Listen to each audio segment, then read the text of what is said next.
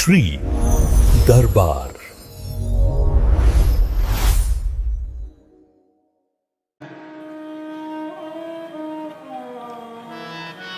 ये समर्थ थे, ये कलयुग बदल सकते थे, लेकिन कलयुग नहीं बदला। अब तक चल रहा है, चलेगा भी।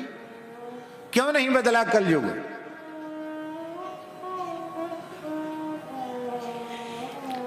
क्योंकि कलयुग भी भगवान का बनाया हुआ है। इसलिए श्री राम प्रसाद जी महाराज उन हमारे आचार्यों ने कह दिया कि हम कलयुग में पैदा होने पर भी तुम्हें सतयुग में रख सकते हैं, ये कला तो हमारे पास है, युग हम नहीं मिटाएंगे। इसका मतलब है संसार की बुराई खत्म करने का बीड़ा मत उठाओ, पहले अपनी सफाई करो, पहले अपनी बुराई खत्म करो।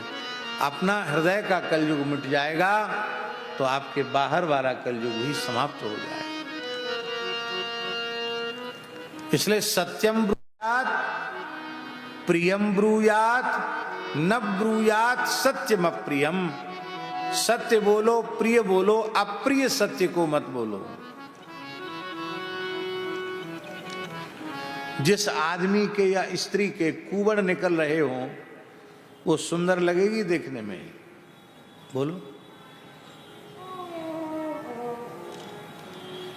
और कुब्जा के जो मथुरा में जिसने भगवान को चंदन लगाया, कुब्जा, उस कुब्जा के एक कुबड़ नहीं था व्यास जी, उसके 3 कुबड़ निकल रहे थे।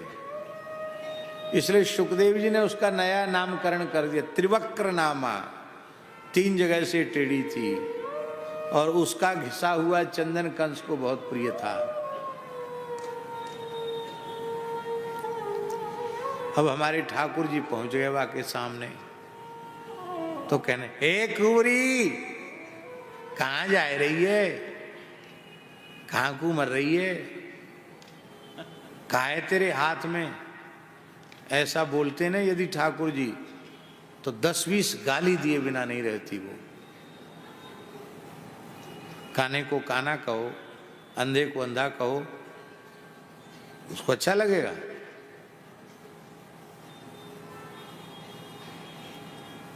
ठाकुर जी ने क्या कहा है? सुंदरी कहा। क्या कहा? उस कुबड़ी को ठाकुर जी ने सुंदरी का, सुंदरी तुम कहां जा रहे हो भैया? कहां थे सुंदरी है गई है? पर बोलना सिखाते हैं भगवान। मैं, अरे सुंदरी, ये चंदन लेकर कहां जा रही हो? तो उसने क्या उत्तर दिया? दास्यस्म्य हम सुंदर कंस सम्मता। हे सुंदर, मैं कंस की दासी हूं।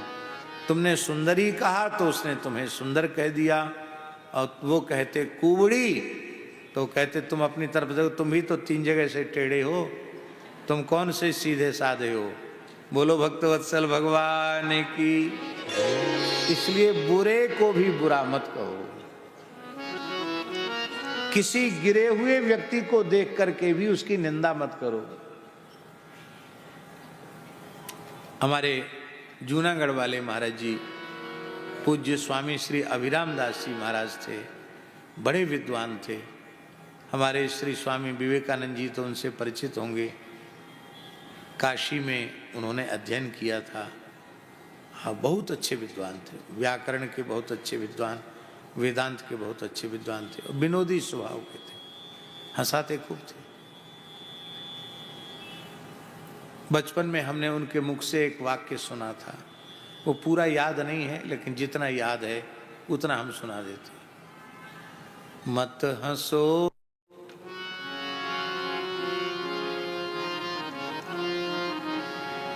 मत हंसो किसी को गिरते देख, कभी तुम मत समझो यह कि गिरेंगे कभी नहीं हम। तब क्या करें? उस गिरे हुए के पास दौड़ कर जाओ, उस गिरे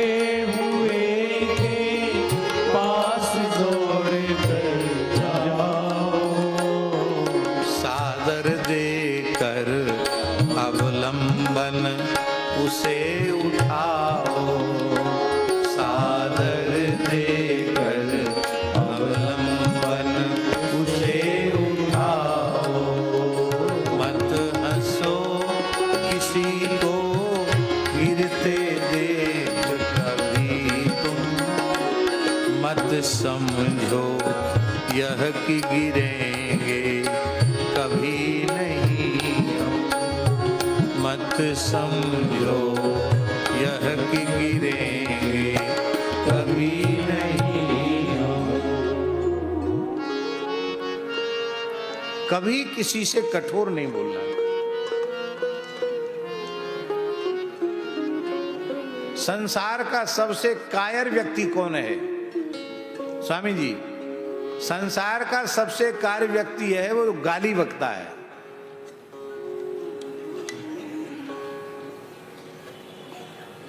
हनुमान जी ने किसी को गाली दो, बताओ, एक थप्पड़ जमाया। गाली दी किसने? लंकनी ने। मोर हार जहां लगी चोरा, कहां जा रहा है चोर? हनुमान जी चुप, वो कह सकते थे कि चोटिन की सरदार, तू कहा हमको चोर बता रही? कुछ नहीं बोले। मुट्ठी का एक महाकप हनी, एक घूसा जमाया, रुद्र में धरनी ठनमनी, रक्त निकल गया, दूषित विरक्त हो गई, बुद्धि शुद्ध हो गई। बोली तात स्वर्ग अपवर्ग सुख, धैर्य तुला एक अंग, तूलन ताहि सकल मिल, जो सुख लव सत्संग। हमारे इस उपदेश का मतलब यह मत समझ लेना कि गाली न दे के सीधे घूसा मारो, ये अर्थ नहीं लगा लेना। ये पावर राम जी ने तुमको दिया हो तो प्रहार करो, पावर यदि नहीं दिया है तो प्रहार मत करो। स्वामी जी, पुलिस को वर्दी मिलती है, उसको पावर मिलता है। आप पुलिस की देखा देखी डंडा चलाने लगोगे, जेल जाओगे। वो जेल नहीं जाता डंडा चलाने के बाद में, क्योंकि उसकी चपरास है, उसको पावर मिला हुआ है। बोलो भक्तवत्सल भगवान की जय। किसी से कठोर मत बोलो, किसी को गाली मत दो, किसी पर प्रहार मत करो। एक बहुत उच्च कोटि के महात्मा की वाणी है, राम प्रसाद जी महाराज, एक बहुत उच्च कोटि के महात्मा की वाणी है। उन्होंने रोते हुए हमसे कहा, भगवत अनुभव प्राप्त था उन महात्मा को, बड़े नाम जापक संत थे। उन्होंने कहा, हमको पंडित जी बोलते थे, बोले पंडित जी एक बात की सावधानी रखना। किस बात की? बोले कभी गौ ब्राह्मण संत पर प्रहार मत करना।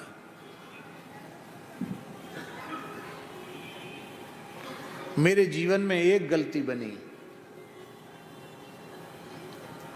एक महात्मा प्रेम के आवेश में मंदिर में घुसने लगे, गर्भगृह में।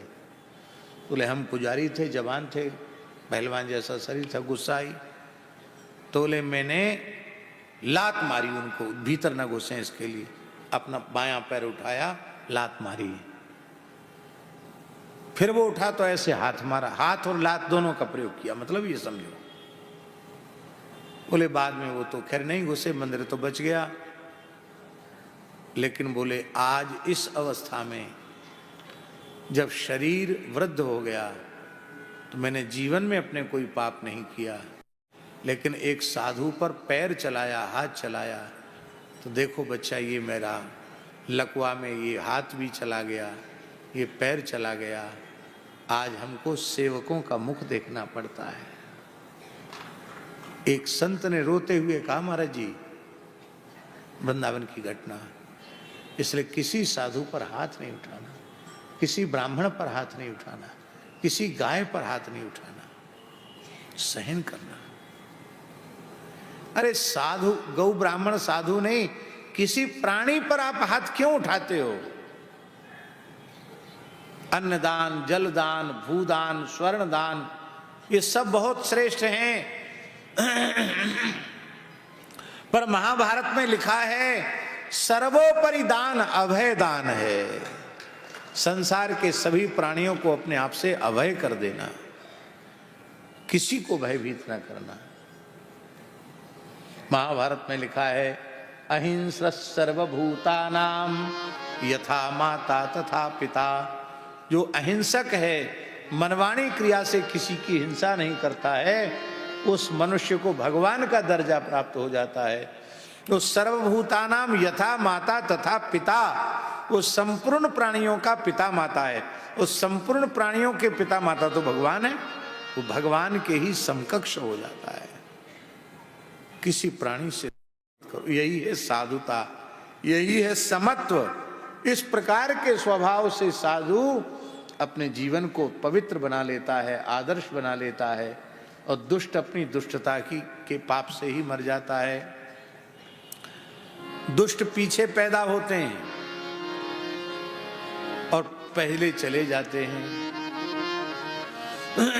दांत दो बार निकलते हैं व्यास जी, एक बार दूध के दांत गिरते हैं, फिर एक नए दांत आते हैं। जब दांत निकलते तब बच्चे को कितना कष्ट देते हैं।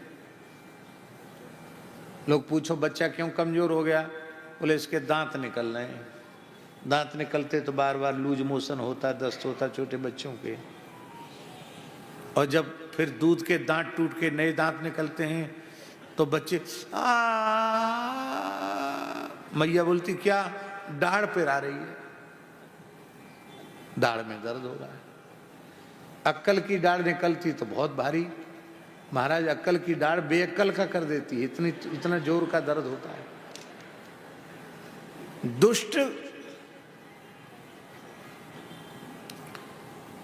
दुष्ट कष्ट देने के लिए ही पैदा होते हैं, दुख देते हैं, और जब तक रहते हैं, जब तक जीते हैं, तब तक दुख ही देते हैं। पर जो स्वयं अपने दूसरे के जीवन का मूल्य नहीं समझता, उस व्यक्ति के स्वयं का जीवन भी मूल्यवान नहीं बनता है। जो दूसरे के जीवन का मूल्य समझता है, उसका अपना जीवन भी मूल्यवान हो जाता है। इसलिए प्रसिद्ध है जियो और जीने दो।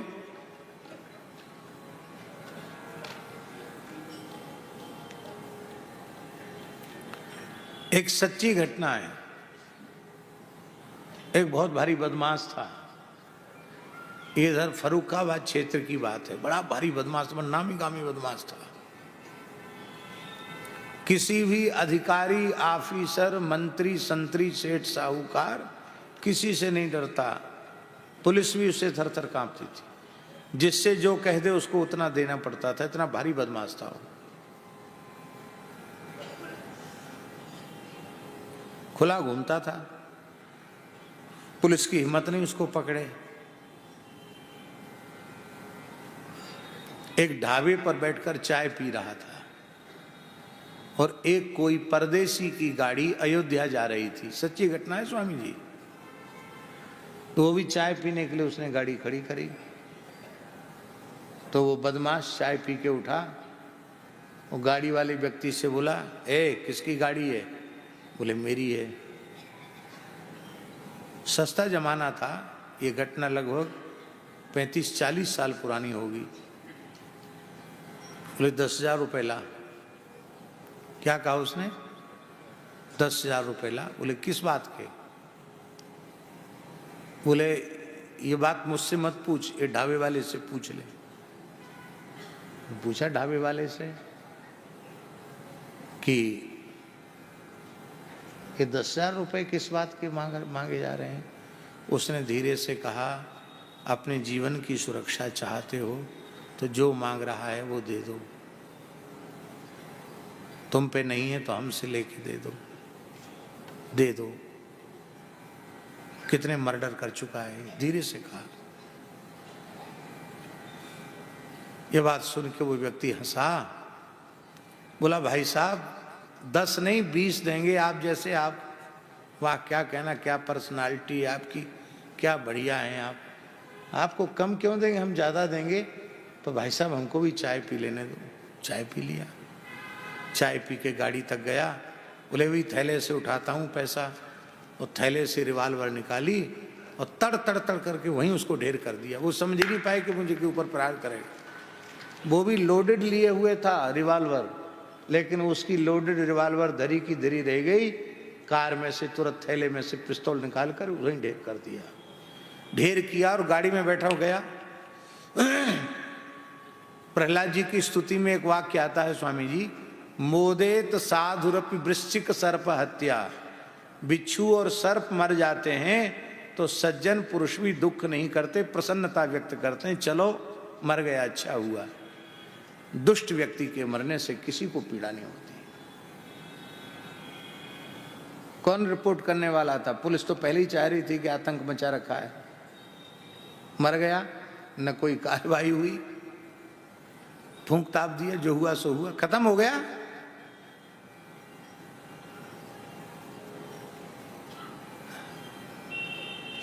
ऐसा क्यों हुआ? क्योंकि उस व्यक्ति ने दूसरे लोगों के जीवन की कीमत नहीं समझी। दूसरों के जीवन की कीमत नहीं समझते, तुम्हारे अपने जीवन की क्या कीमत होगी? भारतवर्ष धर्म प्राण देश है, और इस पवित्र देश में हिंदू धर्म, वैदिक सनातन संस्कृति अब तक जीवित है। इतना लंबा गुलामी का समय इस संस्कृति को मिटा नहीं पाया, जबकि तलवार की धार पर इसको मिटा करके इस देश का इस्लामीकरण करना चाहते थे वे लोग, विदेशी आक्रांता।